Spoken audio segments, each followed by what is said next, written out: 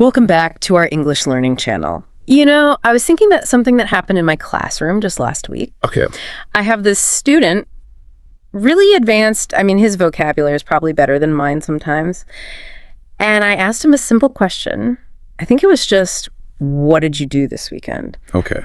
And he just froze. The classic freeze. I know it well. A total freeze. I could literally see the gears turning in his head. He was looking for, I don't know, a specific word or maybe trying to build some perfect, complex sentence. And the silence just stretches. It just went on and on. It was pretty painful to watch. It is painful. And it's not just painful for the student. It's so common. We spend all this time teaching vocabulary lists and grammar rules, but we rarely teach the actual mechanics of getting a thought from your brain out into the world in real time. Exactly. It's that gap, the gap between thinking and speaking. And for English learners, that gap can feel like a canyon. You're on one side with this great idea, and all the words you need are way over on the other side. And that canyon is where all the anxiety lives.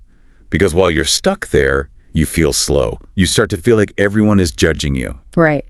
And that is exactly what we are diving into today. We found this really fascinating guide on how to think fast and speak smart. And I have to admit, when I first saw the title, I was a little skeptical. It sounded a bit like one of those, get fluent in 3 days kind of promises. But I had the same reaction, actually.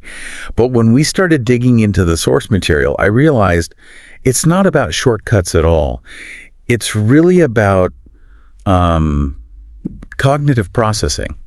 It's a 6-step framework for how we organize our thoughts before we even open our mouths. It's more psychology than linguistics, really. It absolutely is. It's all about tackling the mental blocks that stop us from speaking. So today we're going to walk through this roadmap. We'll talk about mental clarity. We're going to break down a specific speaking formula, which I honestly think is going to be a game changer for a lot of you listening. Oh, for sure. And we'll cover how to practice this stuff so it actually sticks.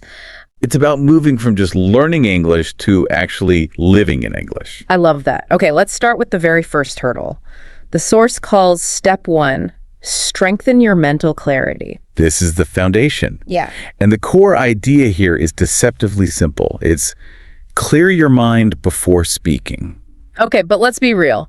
If I'm in a high-pressure meeting, or even just trying to order a coffee in a really loud cafe, clearing my mind feels, pretty much impossible. Exactly. Your mind is usually a chaotic mess of verb tenses and vocabulary you're trying to remember. And that chaos is the enemy of speed. So what's the problem? The source identifies a really specific problem that causes this chaos. They call it the detail trap. The detail trap. Okay, break that down for me. Well, think about your student. He wanted to tell you about his weekend.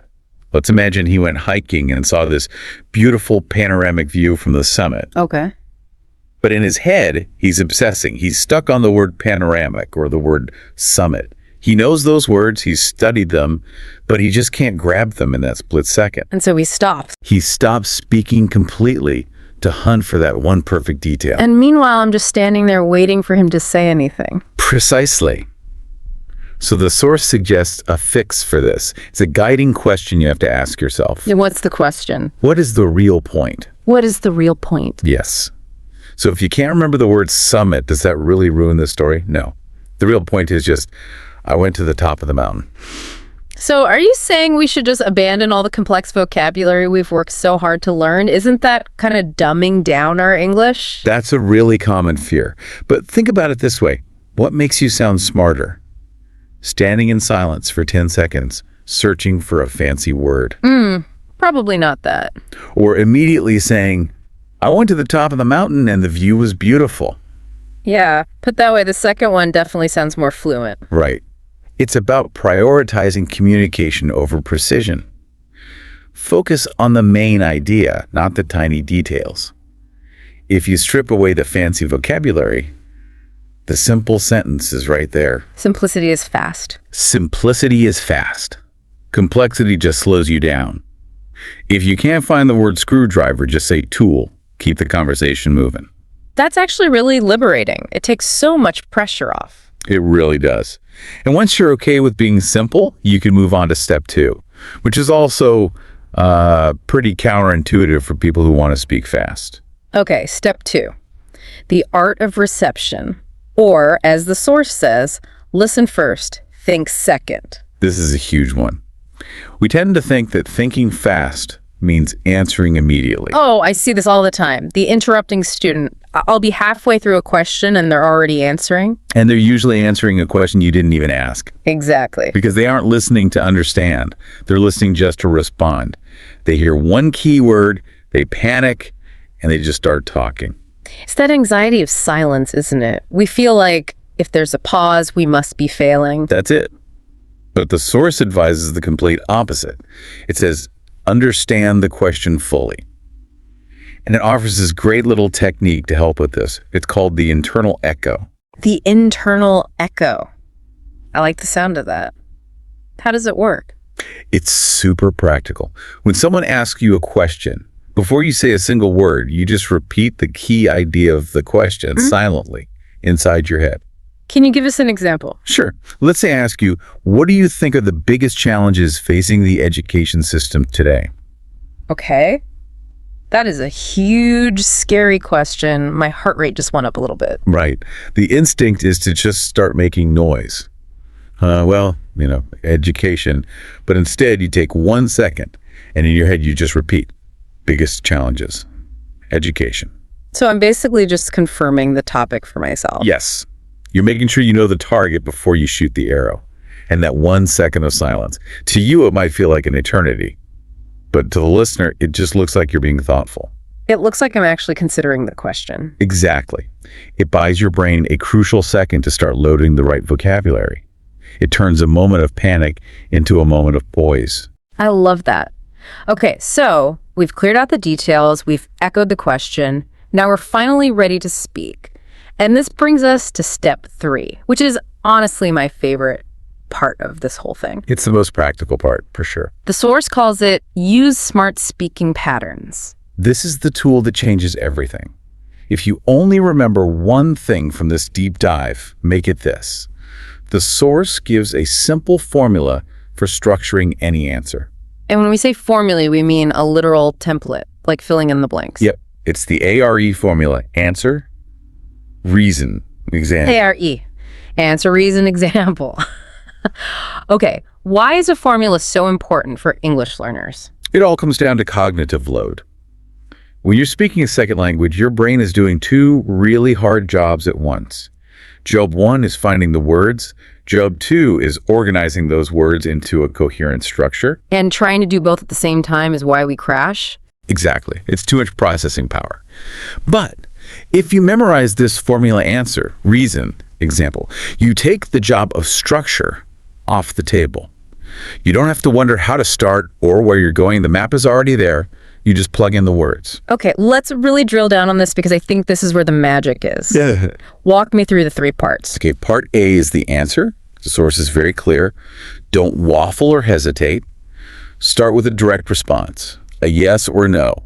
I agree or I disagree. Just commit to a position. Don't start with, well, it depends. Just say it. Then part R is the reason. And keep it simple. 1 sentence. Why do you think that? Okay. And finally, part E is the example. Give some kind of concrete evidence, a quick story, a fact, a personal experience. Answer, reason. Example. Let's try this. I want to show everyone how this actually works. Let's start with something easy, just a casual conversation. Okay, go for it. Ask me something. Did you like the movie we saw last night? Okay, using the formula. Answer, yes, I really enjoyed it. Reason, I thought the writing was incredibly sharp and funny. Example, there was that one scene in the coffee shop where the main character spills his drink.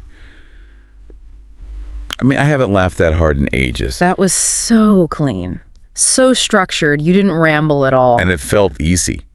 I knew exactly when to stop talking. The formula gives you a clear endpoint. Okay, but what about something harder? A high-pressure situation, like a job interview. That's where people really struggle. Oh, absolutely. The pressure cooker. Let's try it. Ask me a tough interview question. All right. Why should we hire you for this teaching position? Wow, okay. High stakes. Without the formula, my brain would just be scrambling. But with ARE, okay, here we go. You got this. Answer. You should hire me because I have the specific expertise in curriculum design this school is looking for. Correct. I like it. Reason. My background in developing specialized lesson plans helps me create more engaging classes, which improves student retention. Example. For instance, at my last school, I redesigned the entire beginners program, and we saw student test scores go up by 20% in just one semester. Boom. Mic drop. That's a perfect answer. It sounds confident, doesn't it? It sounds incredibly professional. And Yeah. you didn't even use any crazy difficult vocabulary. The structure held it all together. That's the secret. Structure sounds like intelligence. Simple words, organized well, make you sound smart. So for everyone listening, this is your homework. ARE. Answer, reason, example, burn it into your brain. But, and there's a but, Yeah. you can know the formula perfectly and still not be able to use it. Right. Because of step 4, managing the mindset, or what I call the freak out factor. Exactly. The source connects anxiety directly to speaking speed. It says, stay calm under pressure, which, is much easier said than done. Yeah, telling an anxious person to calm down doesn't usually work. Something physiological happens when we get nervous, right? It's biological. When you feel judged, like in that interview, your body goes into fight or flight mode. Your brain gets flooded with cortisol. And what does that do? Well, one of the first things that shuts down is the language center of your brain. So the stress hormones are literally blocking your access to vocabulary. Exactly. You physically cannot access words you actually know. That's why you can know a word perfectly on Tuesday, but it completely disappears during a presentation on Wednesday. So when the source says confidence comes from calm thinking, it's not just a nice phrase. It's a loop. If you can slow your emotions down, your brain realizes, oh, I'm not being chased by a lion, I'm just speaking English. The cortisol drops, and the pathways to your vocabulary open back up. So if you feel your heart racing, just stop. Breathe. Use that internal echo we talked about. Remind yourself it's okay. Exactly. Lower the stakes. It's just a conversation. Okay, so we have the mindset, we have the magic formula, but you can't just read about it. You have to practice. Which brings us to step 5, the training ground. And the source has a really fun practical exercise for this. It's called the 30-second game.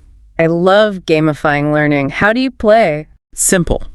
You set a timer on your phone for 30 seconds. You pick a random everyday topic, like coffee or rain or shoes. Okay. And you have to answer a question about it using the ARE formula before the timer goes off. So, do you like coffee? Go. Exactly. And the timer is crucial because it forces you to be concise. You don't have time to ramble. You have to hit the answer, the reason, and the example immediately. And I think it's key that the source says use everyday topics. Don't start with, political philosophy. Please don't. Start with, what did I have for lunch? The goal is to drill the structure, not to test your knowledge.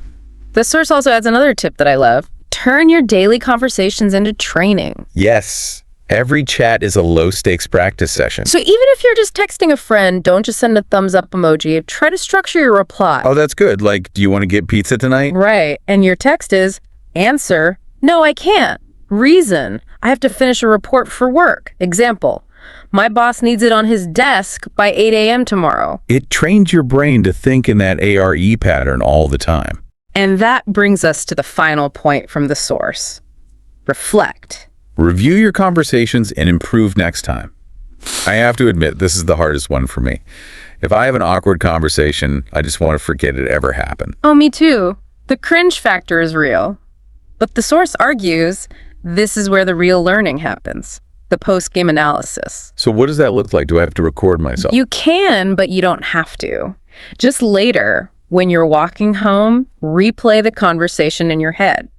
Ask yourself, where did I get stuck? Did I ramble? Did I forget the example part of my answer? And then what? Just feel bad about it. No, this is the important part. You rewrite the script. You say the answer again out loud to yourself. But this time, you do it correctly. You force it into the ARE formula. Ah, I see. So if I stumbled, I'd say, okay, what I should have said was, yes, I liked the meeting. Reason, it was very efficient. Example, we managed to finish 10 minutes early. Exactly. By redoing it correctly, you're overriding the bad memory with a good pattern. You're priming your brain for next time. You're practicing for the future by fixing the past. That's a great way to think about it. We have covered so much ground today. I think we should do a quick recap of the key takeaways. Good idea. So step 1 was mental clarity. Focus on the main point, not the tiny details. Step 2, reception. Use the internal echo to buy yourself time and make sure you understand the question. Step 3, the big one, the magic formula. ARE. Answer, reason, example. Step 4, emotions. Remember that calmness creates confidence. And step 5, practice. The 30-second game and that crucial post-game analysis. You know, when you lay it all out like that, it's striking that none of this is about learning more English. It's not about memorizing another 50 words. No, not at all. It's about organizing the English you already have. I think that's the biggest insight. Most of you listening probably already have enough vocabulary to be fluent. You just don't have the operating system to run it efficiently. That is the perfect analogy. You have the data, you just need a processor upgrade. Structure gives you freedom. When you know how you're going to say something, you can finally focus on what you want to say. I love that. Now, before we sign off, I want to leave everyone with a specific challenge for this week. Okay, I like a challenge. We just talked about that post-game analysis, so the challenge is this. The very next time you have a conversation in English, or even in your native language, this works anywhere, and you feel yourself rambling or you get that brain freeze, afterwards, just take 10 seconds when you're brushing your teeth, whenever, rewrite your answer, say it again out loud, but force it into that answer, reason, example formula. I love that. Don't let the mistake just sit there. Go back and fix it immediately. It might feel a little weird talking to yourself in the mirror, but trust us, your brain will thank you for it. Absolutely. Well, that's all the time we have for today. Thank you so much for diving deep with us into the art of thinking fast and speaking smart. It's been a pleasure. Keep practicing that ARE. We'll see you next time.